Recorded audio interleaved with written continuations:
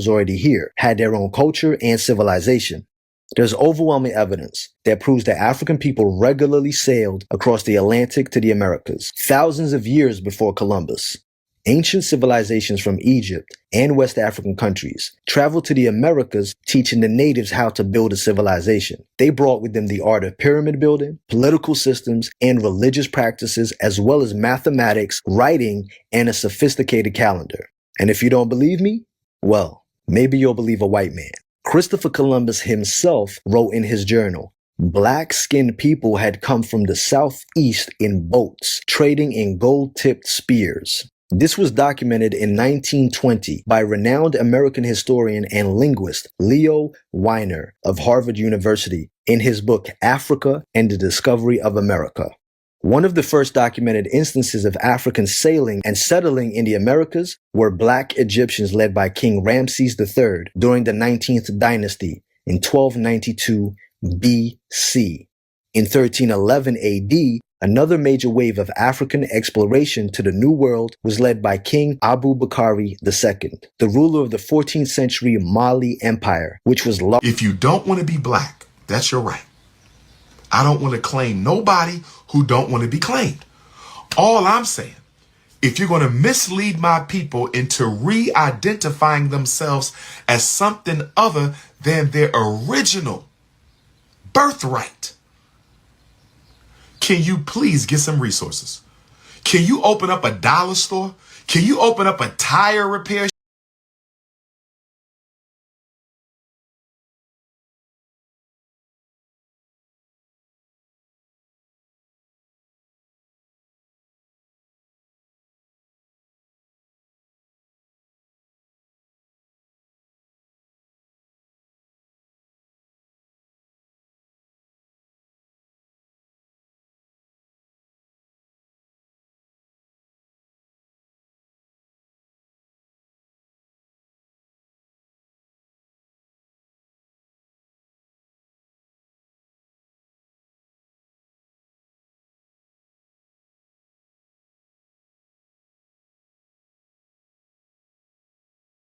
I saw a PBS program with my father, who was obsessed with PBS, maybe a year and a half ago. And the program was about African Americans. I hate using that term, but the program was about Black people who have Native American ancestry. And the purpose of the PBS program was to show that, contrary to popular belief, the majority of Black people who think that they have Native American descent are actually mixed with white. As shocking as this may seem, on the program they took a lot of celebrities, a lot of famous celebrities. I believe Chris Rock, I think, was one of them. And 1% Native American. That is a lot to digest, right? So I hear they say like a lot of African Americans only rank between like 80 to 90 percent African, which is really interesting. So that's just something that I heard, and it looks like I fell around the range of the 80%, which is quite a shocker to me. I didn't realize there was so much European percentage in my family, which is, you know, 18% is almost 20%, which is a big chunk. And I would assume that I would have more Native American because I know close relatives to me that are very close in the family that are Cherokee Indian. So it's really interesting to see only 1% came out for that. So I would think the Native American percentage and European percentage would have been swapped out, mainly because I can't really date back to where my European ancestry started, but I can date back to some of my Native American roots. So the results are in. Ancestry DNA declares, when it comes to America, you are 0% Native American. When it comes to Asia, you are 0% Asian. When it comes to Europe, 0% European, Pacific Islander, 0% Pacific Islander, West Asian, 0% West Asian, and 100% African. Through my mother, I'm Seminole and African. Through my father, African, Cherokee, Choctaw, and Shawnee. And I spent part of my boyhood in Florida. You know, we're talking what I call post-invasion. Well, I look at October 12, 1492 as the jump-off point because we're talking about an event that would trigger a massive escalation of the transatlantic slave trade and the invasion of the hemisphere. So after that particular point in time, you know, the two groups of people came together under crisis conditions throughout the hemisphere. I mean, we can talk about instances of unity as well as instances of divide and conquer. I don't know if we can say 50-50, but it still goes on today. Goodness, we see this happening in places like among some communities like the Cherokee Nation of Oklahoma and even the Seminole Nation of Oklahoma, where there's been turmoil about trying to sometime evict, yes, and please quote me, evict some members of the tribe from the tribal roles. Those have tended to be what they call freedmen, which tend to be those largely of African descent. If you understand the history of African American and Native American peoples in this country, we had some things in common. Once the communication barrier was taken care of, the Native people and African peoples realized that there was so much in common culturally. For instance, the drum. The drum is the heartbeat of the nation. It became quite a thing to flee into Florida by the hundreds, and it was quite productive. They could raise crops right next to the Indians. They married Indians. They became a part of the frontier. They raised their families. They raised their grandchildren, and they died right here in Florida. So what about the paperwork?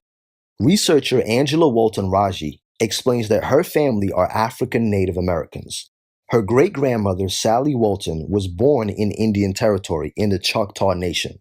Angela Walton Raji had in her possession some family papers and a small land allotment record from her great-grandmother that she had obtained from the Dawes Commission. When she moved to the Washington, D.C. area and had access to the National Archives, she started to research her family records. Upon researching, she found a Choctaw Nation enrollment card for Samuel and Sally Walton. Her great-grandparents and then her grandfather, Sam Jr., was also recorded. But on the reverse side of that same card was information about Sam and Sally's parents. Here was additional information about his mother, his father, and her father. She also found an interview with her great-grandmother and great-grandfather about their life in the Choctaw Nation. She found out that Samuel Walton was originally born in Arkansas and had later been sold as a slave to someone in the Choctaw Nation. She realized that there was entire records reflecting people who had been slaves of Choctaw Indians, many of whom had Choctaw blood, an entire record set of African people that had never been talked about. Angela Walton Raji stated the freed African men and women that had integrated into the Native American tribes had been deleted from American history. For Freed Men of Oklahoma, there is a microfilm publication of the National Archives that consists of freed men enrollment cards for individuals who had been enslaved or their parents had been enslaved by citizens of the 5 civilized tribes. Those individuals were eligible to receive land allotment. Data was collected on each person who was applying for land, usually the head of the household, about where they lived and who their slave owner was. These interviews took place in the 1890s. And slavery within the territories officially ended in 1866. The reverse side of the enrollment card is the name of the person's parents, the father's tribal enrollment, the name of the father's slave owner, if the father had been enslaved, and in many cases, particularly in the Choctaw Nation and Chickasaw Nation, you'll find that the father was actually an Indian. Then there's an interview packet that contains hundreds of reels of microfilm of the actual interviews. These interviews gave the Dawes Commission information to decide whether or not a family should get a land allotment. Land was held in common by the tribes, and freedmen were members of the tribe after 1866 because they didn't have anywhere else to go, and that was their home since the 1830s, so they remained where they were. They spoke the language, they were members of the tribe, they took on the culture. For all intents and purposes, they were fully fledged members of that tribe. But Oklahoma statehood was approaching, and before the rest of the land could be released for white settlers to come in, the United States government decided to take the land that was held in common by the tribes and redistribute it to the individual members. Angela Walton Raji was asked if her great-grandmother had told her if she was born into slavery or even African. Angela's response was, no, she didn't. She had no memory of it. She was born into the tribe, and that was all she knew. She wasn't aware of the consequences that resulted in her being in the tribe.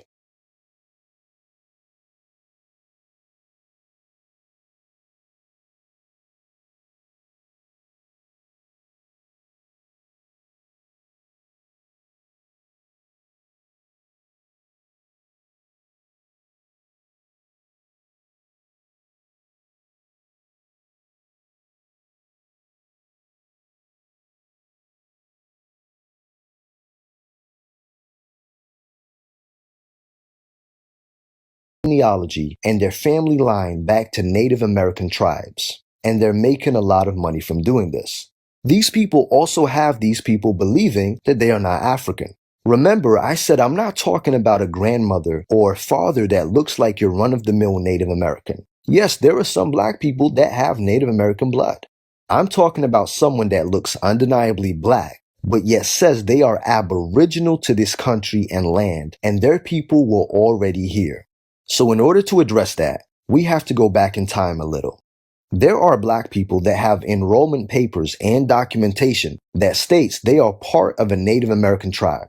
They are indeed black people that were born on Indian reservations. So when you say to them, you're African, your ancestors were enslaved Africans, they find it very difficult to accept that information, simply because they have paperwork that says they're Native American or they were born on a particular reservation. They will argue that some black Native Americans were confused and reclassified as African Negroes and in turn enslaved. But all of this is confusion and misunderstanding. Many enslaved Africans that escaped from their white slave masters ran to and sought refuge within Native American tribes. This, of course, meant that they were able to live amongst the tribes, raise families, as well as marry into the tribes. They were also granted membership or enrollment of a tribe. This meaning that they were not indigenous to these tribes, but given membership and honorary status. The offspring of these runaway slaves born on the reservations would automatically be classified as tribe members. Would this change that these enrolled tribe members were African? Would this make them indigenous to America? No. It's the same as an American moving to the United Kingdom and applying for citizenship. They can have a British passport. They can now be a British national based on naturalization. Will that make them indigenous to the United Kingdom? No.